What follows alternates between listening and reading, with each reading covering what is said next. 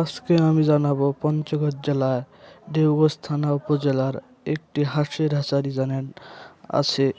আপনারা কি জানেন তা সম্পর্কে আমি জানাবো এবং গুরুত্বপূর্ণ তথ্য দিব। আপনারা দেখতে থাকুন এবং পাশে লাইক কমেন্ট শেয়ার করে দিবেন। আসসালামু আলাইকুম। এগুলো বাচ্চা কতদিনে আসে?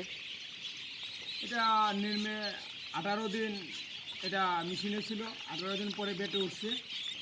28 দিনে গিয়ে এরা এই বাচ্চাগুলো উৎপাদন করা হচ্ছে। এগুলো বাচ্চা কারিগর কোথা থেকে আনা হয়েছে? এটা কিশোরগঞ্জ, হয়তো এটার বেশিরভাগ বাংলাদেশের প্রান্ত থেকে কিশোরগঞ্জে এগুলো কারিগর বেশি, ওরা ওই বাচ্চাগুলো উৎপাদন করে। তাদের কাছ থেকে এটা বিভিন্ন জায়গায় আমরা শিক্ষা নিয়েছি, তবে এটার মূল কারিগরই ছিল এটা কিশোরগঞ্জ। এইটা মূলত ডিমগুলো কোথা থেকে আনা হয়? ডিম লোকালেই পঞ্চগড়, হাটুয়ারি এইসব জায়গার থেকে, খামারগুলোর থেকে ডিম সংগ্রহ করা হয়। এক ব্যাচে কতগুলো বাচ্চা বসে? এটা 7,000, 7 থেকে 7,500 পর্যন্ত বাচ্চা আসবে।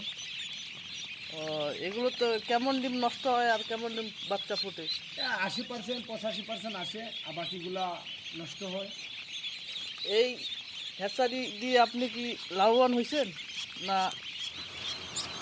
লাভবানের প্রশ্নটা এখন বলতে পারি নাই, তবে দিন শেষে বলতে পারবো যখন একটা হিসাব নেব আয় আর ব্যয়।